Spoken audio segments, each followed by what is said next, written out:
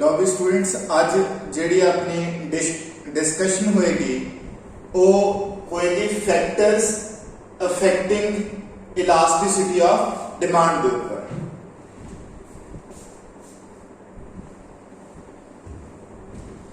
आज आप ये डिस्कस करने की कोशिश करांगे भी कि वो केड़े फैक्टर्स है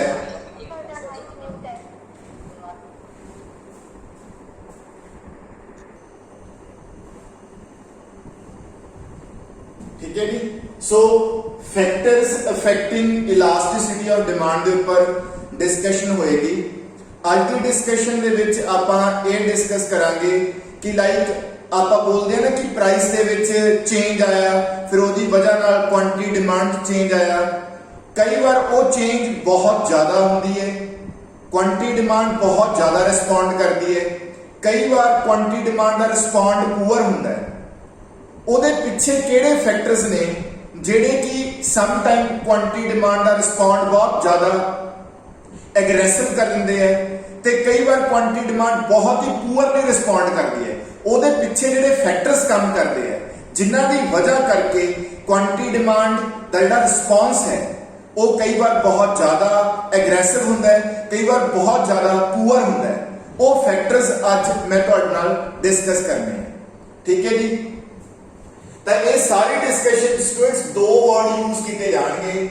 एक वर्ड यूज किया जाऊगा इन इलास्टिक डिमांड, एक वर्ड यूज किया जाऊगा इलास्टिक डिमांड। ये असं दो वर्ड यूज करांगे। जेड़ा इन इलास्टिक डिमांड है ये वो वाला केस है जो इलास्टिसिटी लेस देन 1 होती है और इलास्टिक वाला केस जो ग्रेटर देन 1 होती है। यानी कि मैं अपनी डिस्कशन दे विच जदों भी कोई फैक्टर डिस्कस करूंगा तो फिर मैं उस फैक्टर का ये डिस्कशन करूंगा कि जिहड़ी क्वांटिटी डिमांड का रिस्पॉन्ड है यानी कि जिहड़ी इलास्टिसिटी है वो हाई होएगी कि लो होएगी। जे तो हाई होएगी उहदे लई वर्ड यूज होगा इलास्टिक डिमांड, जे लो होएगी तो उहदे लई वर्ड यूज होगा in elastic demand.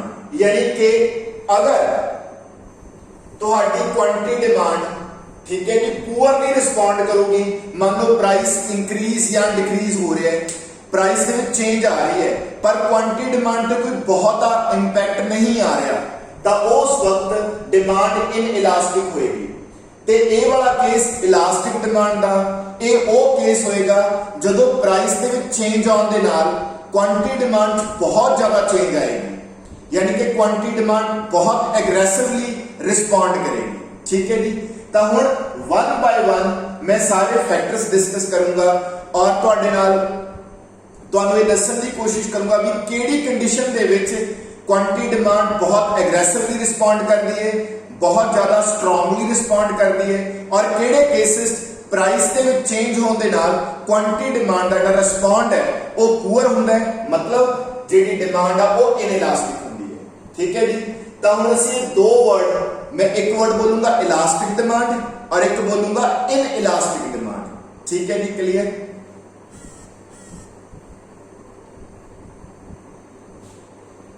Low student सब तो पहला डिस्कस होगा पहला point that is availability of substitutes.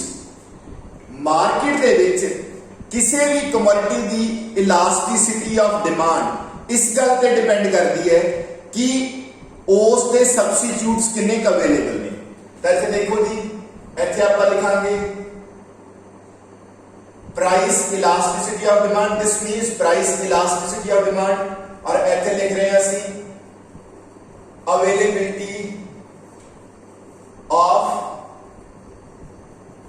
Substitutes. ठीक है जी। जेकर तो स्टूडेंट्स किसी चीज के बहुत ज्यादा सब्स्टिट्यूट्स अवेलेबल है यानी कि मोर सब्स्टिट्यूट्स अवेलेबल ने तो डिमांड इलास्टिक होएगी। मतलब इलास्टिक का मतलब कि अगर जिस चीज के बहुत सारे सब्स्टिट्यूट अवेलेबल है अगर ओदा प्राइस चेंज होएगा तो उस कमोडिटी का प्राइस चेंज होने दे नाल उसकी डिमांड दे विच बहुत ज्यादा चेंज आएगी। ओदा रीजन कि ओदे सब्स्टिट्यूट बहुत ज्यादा अवेलेबल है।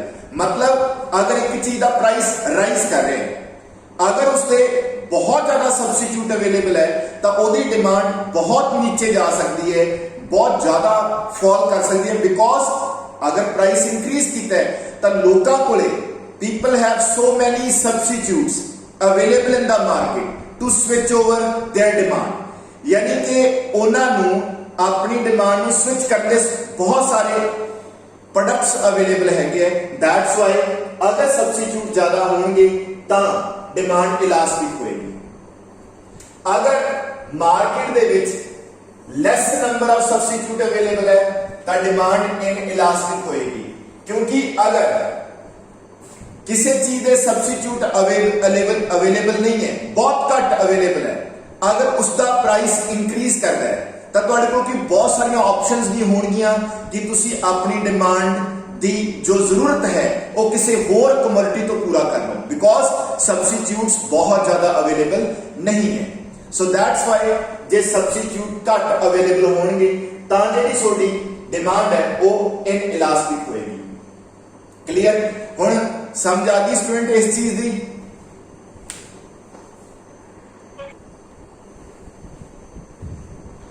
ਲਓ ਸਟੂਡੈਂਟਸ ਨੈਕਸਟ ਪੁਆਇੰਟ ਤੇ ਪਹੁੰਚਦੇ ਹਾਂ, ਨੇਚਰ ਆਫ ਦਾ ਕਮੋਡਿਟੀ, ਕਿ ਜਿਹੜੀ ਕਮੋਡਿਟੀ ਹੈ, ਜੋ ਵੀ ਤੁਸੀਂ ਚੀਜ਼ ਲੈਣੇ ਹੋ ਉਸ ਦੀ ਨੇਚਰ ਕਿਸ ਤਰ੍ਹਾਂ ਦੀ ਹੈ। ਤਾਂ ਅਸੀਂ ਨੇਚਰ ਦੇ ਪੁਆਇੰਟ ਆਫ ਵਿਊ ਤੋਂ ਗੁੱਡਸ ਨੂੰ, ਠੀਕ ਹੈ ਜੀ, 3 ਵੇਜ਼ ਲਵਾਂਗੇ। ਲਗਜ਼ੂਰੀਅਸ ਗੁੱਡਸ, ठीक है जी, कंफर्ट और नेसेसिटीज, ठीक है जी। तो स्टूडेंट्स सब तो पहला नेसेसिटीज की गल करते हैं। हुण नेसेसिटीज की डिमांड होंदी है इनइलास्टिक। क्यों इनइलास्टिक होंदी है?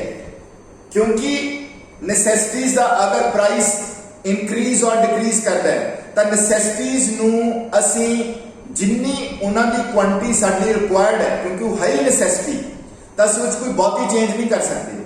ਅਗਰ ਇਨ ਕੇਸ ਮੰਨ ਲਓ ਸਪੋਜ਼ ਜੋ ਆਪਾਂ ਫੂਡ ਗ੍ਰੇਨਸ ਕੰਜ਼ਿਊਮ ਕਰਦੇ ਹਾਂ ਜਾਂ ਹੋਰ ਐਸੈਂਸ਼ੀਅਲ ਕਮੋਡਿਟੀਜ਼ ਜੋ ਆਪਣੀ ਲਾਈਫ ਦੇ ਵਿੱਚ ਬੜੀਆਂ ਇੰਪੋਰਟੈਂਟ ਨੇ, ਫੋਰ ਐਗਜ਼ਾਮਪਲ ਸ਼ੂਗਰ ਬਹੁਤ ਕੰਜ਼ਿਊਮ ਹੁੰਦਾ ਹੈ, ਸਾਲਟ ਹੋ ਗਿਆ, ਇਸ ਤਰ੍ਹਾਂ ਦੀਆਂ ਐਸੈਂਸ਼ੀਅਲ ਆਰਟੀਕਲਸ ਜਿਹੜੇ ਕਿ ਆਪਣੀ ਜ਼ਿੰਦਗੀ ਦੇ ਵਿੱਚ ਅਸੀਂ ਹਰ ਰੋਜ਼ ਯੂਜ਼ ਕਰਦੇ ਹਾਂ। ਅਗਰ ਇਹਨਾਂ ਦੇ ਪ੍ਰਾਈਸ ਦੇ ਵਿੱਚ ਕੋਈ ਚੇਂਜ ਆਉਂਦੀ ਆ,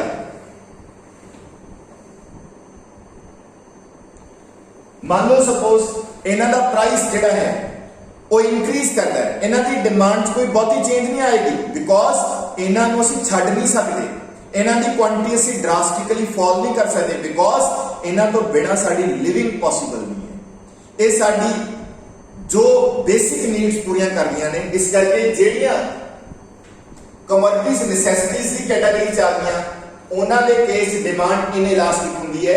ਮੀਨਸ ਉਹਨਾਂ ਦਾ ਪ੍ਰਾਈਸ ਅਗਰ ਚੇਂਜ ਹੁੰਦਾ ਹੈ, ਬਹੁਤ ਜ਼ਿਆਦਾ ਚੇਂਜ ਹੁੰਦਾ ਹੈ, ਪਰ ਉਹਨਾਂ ਦੀ ਡਿਮਾਂਡ ਤੇ ਬਹੁਤ ਘੱਟ ਇੰਪੈਕਟ ਆਏਗਾ।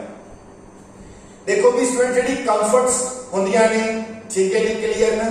ਕੰਫਰਟਸ ਦੇ ਕੇਸ ਚ ਡਿਮਾਂਡ ਜਿਹੜੀ ਹੁੰਦੀ ਹੈ ਉਹ ਅਪਰੋਕਸੀਮੇਟਲੀ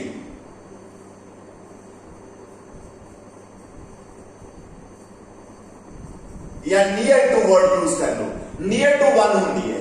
कंफर्ट्स की कैटेगरी च स्टूडेंट्स वो चीज़ां आउंदियां ने जिन्हां दे नाल साडी लाइफ थोड़ी सौखी हो जाती है, साडी काम करने की एफिशिएंसी इंक्रीज हो जाती है। एग्जांपल के तौर पर गर्मी दे विच कूलर, ठीक है जी, क्लीयर? एक कंफर्ट की कैटेगरी च आउंदियां ने। डन? सो कंफर्ट के केस की है कि असी जो भी स्टडीज हुई ने उन्होंने स्टडीज तो यह पता चलिया कि कंफर्ट की कैटेगरी ਜਿਹੜੀਆਂ गुड्स आउंदियां ने उन्हों की डिमांड उवें ही रिस्पॉन्ड करती है जिवें उन्हों का प्राइस रिस्पॉन्ड करता है।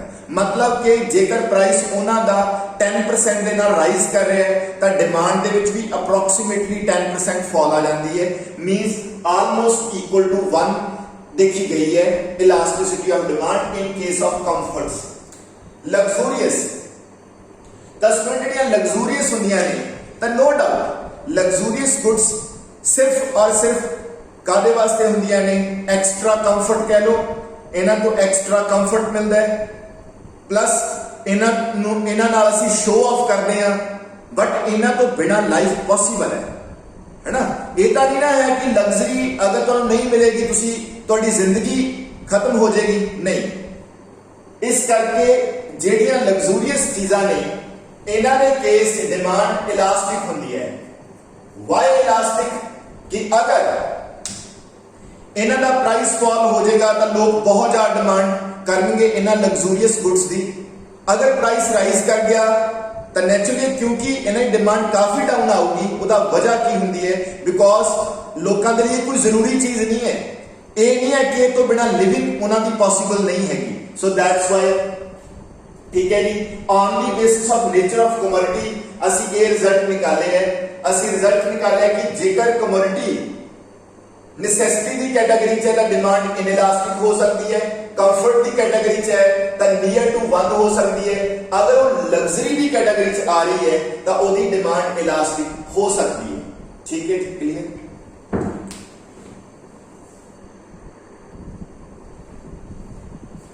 ਲਓ ਜੀ ਸਟੂਡੈਂਟਸ, ਹੁਣ ਆਪਾਂ पहुंच रहे हैं third point, share in total consumption expenditure.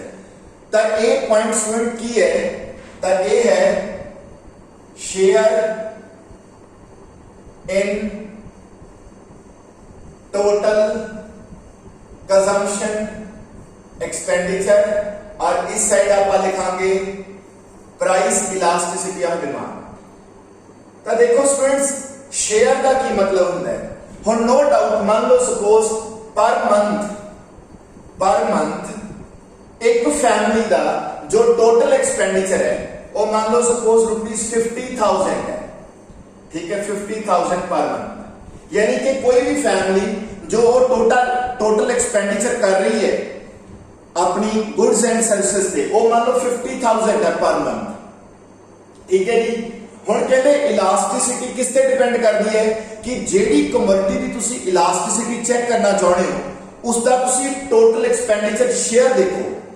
Example के तौर पे मैं लेना अगरबत्ती। ठीक है जी, अगरबत्ती भी होंगी जी आप जलाने हैं। हुण नो डाउट एक अगरबत्ती का अच्छा पैकेट जिहड़ा हैगा वो 50 रुपीज़ का आ जाता है तो वो महीना कट जाता है। तो इट मीन जेकर कोई फैमिली अगरबत्ती का पैकेट यूज कर रही है, अगरबत्ती का पैकेट यूज कर रही है जिसके ऊपर 50 रुपीज़ पर मंथ का खर्चा हो रहा है तो अल्टीमेटली वो टोटल खर्चा कितना कर रहे हैं 50,000 और वो अगरबत्ती पे कितना हो रहा है ओनली 50 रुपीज़। यानी कि very small proportion of the expenditure goes to क्या भी अगरबत्ती यानी कि रेडी कमोडिटी है। अगर share in total expenditure very small है, ठीक है, क्लियर ना, बहुत ज्यादा कट है, वेरी स्मॉल या स्मॉल, तो उस केस डिमांड इन इलास्टिक होएगी। यानी कि यार देखो जेकर वो कमोडिटी ठीक है जी जिसके ऊपर तुसी खर्चा कर रहे हो ओदा टोटल एक्सपेंडिचर बहुत ही घट शेयर है। हुण नो डाउट ओदा अगर प्राइस मान लो सपोज 50 तो 70 भी चला जाए या 100 भी चला जाए तो फैमिली दे टोटल एक्सपेंडिचर दे विच कोई बहुत चेंज नहीं आने लगी। ठीक है, सो इस करके डिमांड की है इन इलास्टिक है। ठीक, अगर किसी चीज के ऊपर फैमिली का बहुत ज्यादा खर्चा हो रहा है, मान लो सपोज इलेक्ट्रिसिटी है, ठीक है जी, और उसके ऊपर फैमिली का 25,000 रुपया खर्च हो रहा है per month, 25,000 per month electricity के ऊपर जा रहे हैं तो हम इसके ऊपर ठीक है मोर शेयर है, ਇਹਦਾ ज्यादा शेयर है, लार्ज शेयर ਜਿਹੜਾ ਹੈਗਾ इस कमोडिटी के ऊपर जा रहा है। जेकर सोडा किसी कमोडिटी के ऊपर ज्यादा शेयर टोटल एक्सपेंडिचर का ज्यादा शेयर जा रहा हैगा ਉਹਦੀ डिमांड क्या होगी इलास्टिक होगी। क्योंकि स्टूडेंट रीजन की है हुण अगर इलेक्ट्रिसिटी के रेट राइज और फॉल करनगे, इलेक्ट्रिसिटी के प्राइसेस में चेंज आएगी तो वो तुहाडे बजट नूं तुहाडे फैमिली के टोटल एक्सपेंडिचर पूरे जेकर इलेक्ट्रिसिटी का प्राइस इंक्रीज करता है तो सोडे पूरे बजट नूं हिला देगा।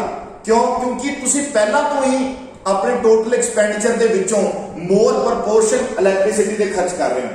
सो दैट्स वाई इलेक्ट्रिसिटी के प्राइसेस दे विच अगर मामूली जी चेंज भी आएगी यानी कि अगर कोई चेंज आएगी ओदा उसकी डिमांड ते इंपैक्ट आएगा। ठीक है जी, इस पॉइंट के अकॉर्डिंग तो हम तुहानूं वेरी सिंपल लैंग्वेज दस दिए कि अगर ਤੁਹਾਡਾ ਟੋਟਲ ਕੰਜ਼ੰਪਸ਼ਨ ਐਕਸਪੈਂਡੀਚਰ ਦੇ ਵਿੱਚ ਉਸ ਕਮੋਡਿਟੀ ਦਾ ਸ਼ੇਅਰ ਬਹੁਤ ਘੱਟ ਹੈ ਤਾਂ ਡਿਮਾਂਡ ਇਨਇਲਾਸਟਿਕ ਹੋਏਗੀ। ਅਗਰ ਤੁਸੀਂ ਉਹਦੇ ਉੱਪਰ ਬਹੁਤ ਜ਼ਿਆਦਾ ਖਰਚਾ ਕਰ ਰਹੇ ਹੋ ਤਾਂ ਡਿਮਾਂਡ ਇਲਾਸਟਿਕ ਹੋਏਗੀ।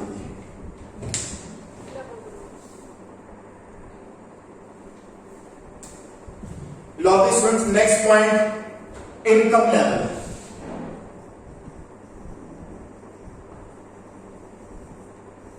देखो जी इनकम लैवल ਦੇ ਵਿੱਚ ਕੀ ਹੁੰਦਾ ਹੈ ਕਿ ਕੁਝ ਲੋਕਾਂ ਦੀ ਇਨਕਮ ਬਹੁਤ ਜ਼ਿਆਦਾ ਹੁੰਦੀ ਹੈ, ਕੁਝ ਲੋਕਾਂ ਦੀ ਇਨਕਮ ਬਹੁਤ ਲੋ ਹੁੰਦੀ ਹੈ ਤੇ ਕੁਝ ਵਿਚਕਾਰ ਹੁੰਦੀ ਹੈ। ਠੀਕ ਹੈ, ਅਸੀਂ ਇੱਥੇ ਕੀ ਕਰਦੇ ਹਾਂ, ਠੀਕ ਹੈ ਜੀ, high income group HIG stands for, H means high, I stands for income, G stands for group। एक स्टूडेंट्स ਅਸੀਂ मिडिल इनकम ग्रुप ले रहे हैं, एक low income group LIG stands for, L stands for low, I stands for income, G stands for group। ठीक है, ਤਾਂ क्या ਹੁੰਦਾ स्टूडेंट्स, ਜਿਹੜਾ मिडिल इनकम ग्रुप ਆ ਨਾ ਇਹਦੇ ਕੇਸ 'ਚ डिमांड इलास्टिक ਹੁੰਦੀ है।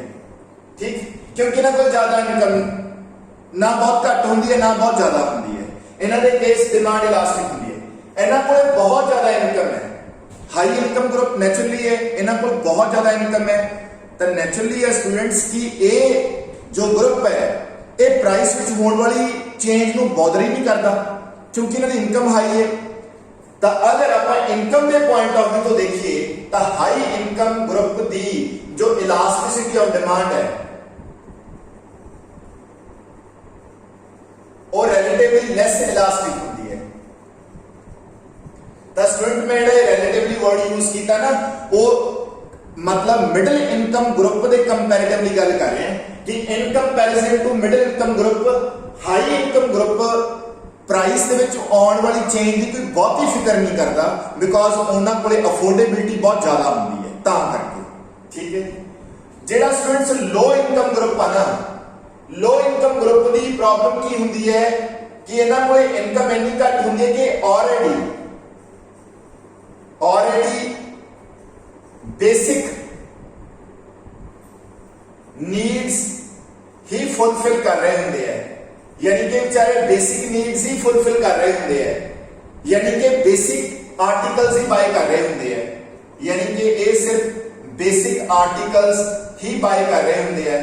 तो हम जे इन्हां दी इनकम कोई, ठीक है सॉरी, अगर जो कमोडिटीज ये कंज्यूम कर रहे हो ऑलरेडी बेसिक आर्टिकल्स है, हुण नेचुरली है कि बेसिक आर्टिकल्स का प्राइस हाई या लो होगा भी तब बेचारे नूं बेसिक आर्टिकल्स लैने पैणगे ना।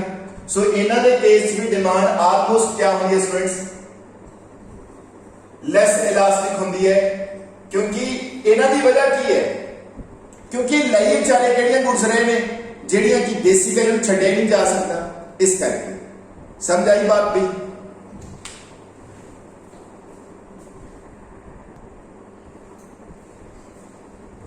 लो भी स्टूडेंट्स पॉइंट डिस्कस हो रहे हैं हैबिट्स।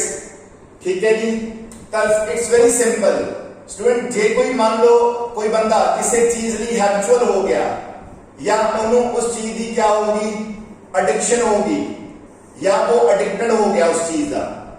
ठीक है, अगर किसी इंसान को किसी चीज की एडिक्शन होगी या वो उस चीज का हैबिचुअल हो गया किसी कमोडिटी का, जिस कमोडिटी का वो हैबिचुअल हो चुका है या उसनों उसकी एडिक्शन हो चुकी है तो जी डिमांड है जी उस केस दे विच, ठीक है जी, हाईली इन इलास्टिक होंदी है। हाईली इन इलास्टिक मतलब जेड़ा बंदा हैबिचुअली हो चुका है हुण उस चीज का प्राइस ना मर्जी किसी भी लैवल तक चेंज हो जाए, इनक्रीज कर जाए, ओदी डिमांड उन्हें अपनी हैबिट के अकॉर्डिंग अपनी एडिक्शन के अकॉर्डिंग कंज्यूम करनी ही करनी है। ठीक है, तो ये चीज है जी, ये पॉइंट सीगा हैबिट्स वाला। डन है जी।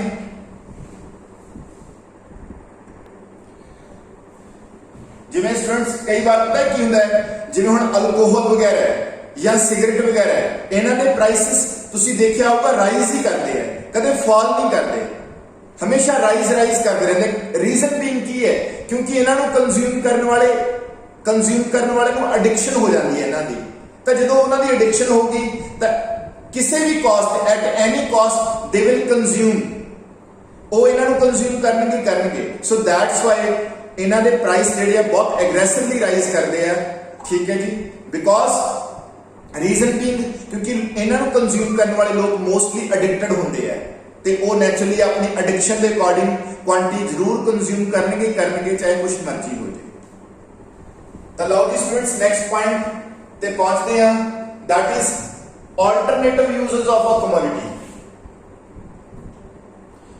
देखो भी स्टूडेंट सब तो पहला alternative uses of a commodity इसका मतलब होता है कि तुसी किसी commodity ਨੂੰ ਕਿੰਨੇ purposes ਵਾਸਤੇ यूज ਕਰਦੇ ਹੋ ਉਸਦੇ ਕਿੰਨੇ ਕੀ uses ਹੈਗੇ ਨੇ ਫॉर एग्जांपल ਜਿਵੇਂ ਮਿਲਕ ਹੈ ਮਿਲਕ ਨੂੰ ਬਹੁਤ ਸਾਰੀ ਮਤਲਬ ਇਹਦੀ ਇੱਕ ਵਾਈਡ ਰੇਂਜ ਹੈ ਜਿੱਥੇ ਯੂਜ਼ ਹੋ ਸਕਦਾ ਹੈ एग्जांपल ਇਹਨੂੰ ਆਪਾਂ ਡਾਇਰੈਕਟਲੀ ਪੀ ਸਕਦੇ ਹਾਂ ਤਾਂ ਸ਼ੇਕ ਬਣ ਸਕਦੀ ਹੈ ਆਈਸਕ੍ਰੀਮ ਬਣ ਸਕਦੀ ਹੈ ਬਟਰ ਮਿਲਕ ਇਸ ਤੋਂ ਕਰਡ ਬਣ ਸਕਦਾ ਹੈ ਚੀਜ਼ ਬਣ ਸਕਦਾ ਹੈ ਖੀਰ ਬਣ ਸਕਦੀ ਹੈ ਯਾਨੀ ਕਿ ਜਿੰਨੇ ਮਰਜ਼ੀ ਮਿਲਕ ਪ੍ਰੋਡਕਟਸ ਦੀ ਰੇਂਜ ਹੀ ਬਹੁਤ ਹੈ ਤਾਂ ਉਹ ਸਾਰੇ ਇਸ ਤੋਂ ਬਣ ਸਕਦੇ ਹੈ ਕਲੀਅਰ ਨਾ ਹੁਣ ਨੋ ਡਾਊਟ ਜਿਹੜੇ ਪ੍ਰੋਡਕਟਸ ਦੇ ਆਲਟਰਨੇਟਿਵ ਯੂਜ਼ਸ ਬਹੁਤ ਜ਼ਿਆਦਾ ਹੋਣਗੇ ਮੋਰ ਹੋਣਗੇ ਉਹਨਾਂ ਦੇ ਕੇਸ डिमांड इलास्टिक होएगी रीजन बीइंग स्टूडेंट की है हुण जेडी चीज दे बहुत सारे यूजर्स है मैनी यूजर्स है अगर उसका प्राइस फॉल करता है ओदी डिमांड बहुत ज्यादा इंक्रीज होगी बिकॉज ओदी जेडी इन्नी क्वांटिटी तुसी इंक्रीज करोगे ओनू कंज्यूम करने दे लई यू हैव मैनी यूजर्स ठीक है तुसी ओनू बहुत सारे यूजर्स दे क्या कर सकते हो कंज्यूम कर सकते हो बहुत सारे यूजर्स लिए वरत सकते हो ठीक है और जेडी चीज दे अल्टरनेटिव यूजर्स क्या होते हैं लिमिटेड होते हैं मतलब बहुत ही घट होंगे है क्लियर उन्होंने केस डिमांड नॉर्मली क्या रहती है जी इनइलास्टिक रहती है क्योंकि देखो स्टूडेंट अगर तुसी मान लो सपोज जस्ट फॉर एग्जांपल कई बारी असी एक तो मिल्क की एग्जांपल ले लो मिल्क के बहुत सारे यूजर्स है ना एक एग्जांपल फिनाइल की ले लो जिन्हें आप पोचे लाने हुण फिनाइल का पोचे लाने तो इलावा कोई काम है उन्होंने कोई होर परपज वास्ते यूज करते हैं आप कोई नहीं या मान लो हार्पिक है जो टॉयलेट क्लीनर है वो कोई मैनी परपज है वो एक ही परपज है वो उस वास्ते ही यूज किया जाऊगा तो ਜਿਹੜੇ इस तरह के प्रोडक्ट्स होंगे ने इस तरह दी गुड्स होंदियां ने जिन्हां दे अल्टरनेटिव यूजेस नहीं होंगे लिमिटेड यूज होंगे ने जिन्हां दे लिमिटेड यूज होंगे ने उन्हां दा प्राइस अगर राइज कर जाए फॉल कर जाए उन्हां दी डिमांड कोई बहुता इंपैक्ट नहीं आता बिकॉज उन्हां दी नीड लिमिटेड दी तां हुंदी है क्योंकि उन्हां नूं किसी होर पर्पज लई तां यूज किया नहीं जा सकता इस वजह करके ते जिहड़ी चीज़ नूं असीं बहुत सारे पर्पजेस वास्ते यूज कर सकते हैं असीं फिर क्या कर रहे हैं जदों उहदा प्राइस फॉल हुंदा है उहदी बहुत ज़्यादा डिमांड करते हैं क्यों करते हैं तां जो क्योंकि तुहाडे कोल उस चीज़ नूं यूज करन दे बहुत सारे वेज हैगे आ चीज हैगी इस करके अल्टरनेटिव यूजर्स जेकर किसी चीज के अल्टरनेटिव यूजर्स बहुत ज्यादा ने डिमांड इलास्टिक होएगी अगर लिमिटेड ने तो डिमांड इनइलास्टिक होएगी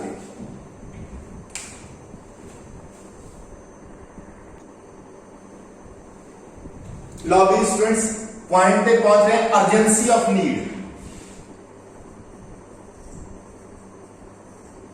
देखो भी स्टूडेंट्स नाम तो ही क्लियर है अर्जेंसी ऑफ नीड कुछ चीज़ां साडे लिए बहुत अर्जेंट होंदियां ने अर्जेंट जिन्होंने असीं पोस्टपोन नहीं कर सकते डेफिनेटली यार जे कोई मान लो सपोज कोई पर्सन बीमार है और उन्होंने कोई मेडिसिन चाहिए है और इमीडिएट चाहिए है अर्जेंट नीड है तो जो मर्जी प्राइस होवे सानू बाय करनी पएगी क्लियर तो हुण क्योंकि इसनूं पोस्टपोन नहीं कर सकते सो दैट्स वाई ਜਿਹੜੀਆਂ ਚੀਜ਼ਾਂ ਦੀ डिमांड अर्जेंट होंदी है अर्जेंसी ऑफ नीड होंदी है उन्होंने केस जी इलास्टिसिटी होंदी है वो इनइलास्टिक होंदी है यानी कि जिन्होंने पोस्टपोन नहीं किया जा सकता इट्स वेरी सिंपल पॉइंट नाम तो क्लियर है अर्जेंसी ऑफ नीड अगर तुहानू मान लो सपोज कई बार आपको अर्जेंटली कोई चीज बाय करनी पैंदी है और मार्केट कई बार प्राइस बहुत हाई होया होंदा है बहुत ज्यादा हाई होया होंदा है ਅਸੀਂ ਫਿਰ ਵੀ ਉਹਦੀ ਕੁਆਂਟੀਟੀ ਡਿਮਾਂਡ ਲੈ ਕੇ ਆਉਣੇ ਆ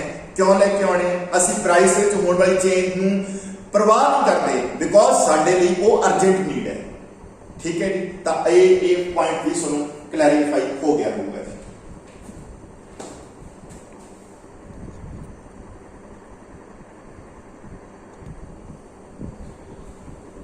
लो जी students, last that is time factor.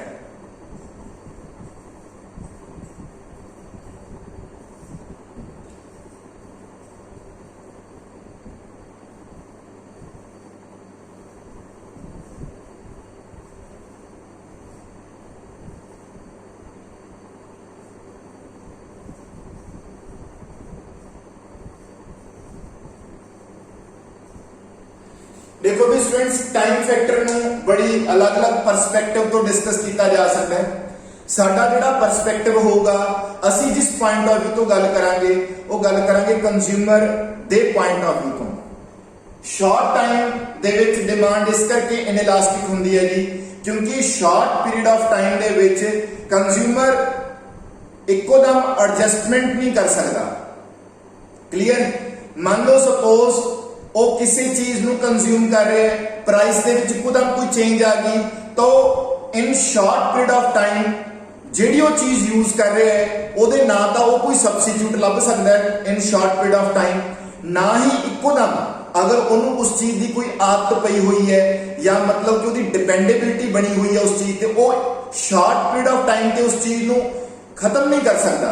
ਯਾਨੀ ਕਿ ਉਹ ਆਪਣੀ ਡਿਪੈਂਡੇਬਿਲਿਟੀ ਜਾਂ ਜਿਹੜੀ ਉਸ ਚੀਜ਼ ਦੇ ਨਾਲ ਉਹਦੀ ਕੋਈ ਵੀ ਕਿਸੇ ਵੀ ਤਰ੍ਹਾਂ ਦੀ ਕੋਈ ਫੈਮਿਲਿਅਰਿਟੀ ਬਣੀ ਹੋਈ ਹੈ ਜਾਂ ਉਸ ਚੀਜ਼ ਨੂੰ ਹੈਬਿਚੁਅਲ ਹੋਇਆ ਹੋਇਆ ਹੈ, ਤਾਂ ਸ਼ਾਰਟ ਪੀਰੀਅਡ ਆਫ ਟਾਈਮ 'ਚ ਸਭ ਕੁਝ ਪੋਸੀਬਲ ਨਹੀਂ ਹੁੰਦਾ ਚੇਂਜ ਕਰਨਾ।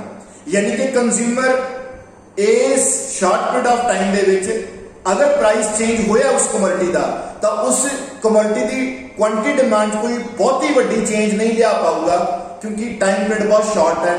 कंज्यूमर इन्ने शॉर्ट पीरियड ऑफ टाइम अपनी कंजम्पशन एडजस्टमेंट नहीं कर सकता, क्योंकि इन्ने शॉर्ट पीरियड ऑफ टाइम दे विच कंज्यूमर नूं अपने टेस्ट बदलने, अपने टेस्ट नहीं बदल सकता, ते ना ही अपनी जिहड़ियां आदतां ने वो इन्ने शॉर्ट पीरियड ऑफ टाइम च बदलियां जा सकदियां ने। ठीक है, ना ही इन्ने शॉर्ट पीरियड ऑफ टाइम ते उस चीज दे उपर जिहड़ी उहदी डिपेंडेबिलिटी बनी हुई है उस तो वो हट सकता है, क्योंकि उहदे लई क्या करना पेगा, उहनूं टाइम चाहिए to look after for the जो सबस्टिट्यूट्स ने, तो वो इन्नी जल्दी तो मिलते नहीं।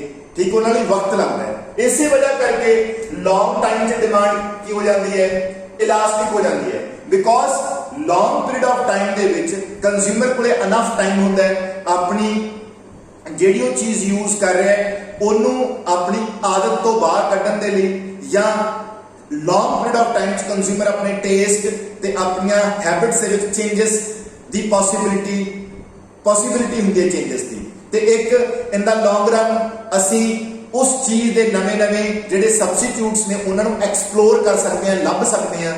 सो ये सब चीज़ां की वजह करके ते नाले लॉन्ग पीरियड च असी किसी चीज़ के उपर डिपेंडेबिलिटी बनी भी हुई है उन्होंने हौली हौली घटा सकते हैं। So that's why in the long time जिहड़ी डिमांड है वो इलास्टिक हो सकती है। ठीक है जी, तो ये सी स्टूडेंट सारे दे सारे पॉइंट्स जिहड़े सुनना मैं डिस्कस करने सी। इस तो इलावा कई बार प्राइस लैवल वाला पॉइंट भी डिस्कस किया जाता है, वो वेरी सिंपल है जी। उस पॉइंट को मैं इस एंगल तो डिस्कस करना है कि कई चीज़ां की कीमत बहुत ही घट होंगी है और उन्होंने क्वांटिटी भी असीं घट ही यूज करनी होंगी है, फिर असीं उन्होंने बॉदर नहीं करते। जिवें मान लो पेंसिल है, एक फैमिली दे विच मान लो सपोज कोई बच्चे वगैरह नहीं है, वड्डे ही है सारे, उन्होंने वैसे कोई छोटे मोटे काम करने वास्ते पेंसिल लियांदी है, तो हुण उन्हां लई पेंसिल 2 रुपए की पेंसिल हैगी है तो कोई बहुता बॉदर नहीं करता। पर जिन्ना जिन्ना प्राइस थोड़ा ज़्यादा हाई हुंदा है, ठीक है, वध हुंदा है, उन्हां दे केस थोड़ी जी जिहड़ी सेंसिटिविटी है टूवर्ड्स प्राइस वो वध जाती है। ठीक है, इस स्टूडेंट थोड़ा topic factors affecting elasticity of demand, यानी कि हुण तुहानूं ये पता लग गया कि वो किहड़े फैक्टर्स है जिन्हां दी वजह करके डिमांड इलास्टिक या इनइलास्टिक हो सकती है। यानी कि तुहानूं ये पता चल गया कि बैक एंड पे मान लो सपोज कई बार की होंदा कि प्राइस में कोई चेंज आई है और उसकी वजह से क्वांटिटी डिमांड ने बहुत ज्यादा रिस्पॉन्ड किया है, तो हो सकता है वो इस करके रिस्पॉन्ड किया होए कि उस चीज के सब्सटीट्यूट ही बहुत ज्यादा अवेलेबल हो। ठीक है जी, क्लियर ना? या हो सकता है ਕਿ ਉਸ ਚੀਜ਼ ਦੇ ਉੱਪਰ ਲੋਕਾਂ ਦਾ ਖਰਚਾ ਹੀ ਬਹੁਤ ਜ਼ਿਆਦਾ ਹੋ ਰਿਹਾ ਹੋਵੇ, ਤਾਂ ਕਰਕੇ ਲੋਕਾਂ ਨੇ ਇੱਕਦਮ ਇੰਨਾ ਰਿਐਕਸ਼ਨ ਸ਼ੋ ਕੀਤਾ ਹੈ। ਇਹ ਚੀਜ਼ਾਂ ਨੇ ਸਟੂਡੈਂਟਸ, ਇਹ ਤੁਹਾਨੂੰ ਤੁਸੀਂ ਪੁਆਇੰਟ ਚੰਗੀ ਤਰ੍ਹਾਂ ਪੜ੍ਹਨੇ ਹੋਣਗੇ। ਠੀਕ ਹੈ, ਤਾਂ ਅੱਜ ਦਾ ਲੈਕਚਰ ਜਿਹੜਾ ਹੈਗਾ ਉਹ 'ਚ ਇਹੀ ਡਿਸਕਸ਼ਨ ਹੈ। ਇੱਕ ਵਾਰ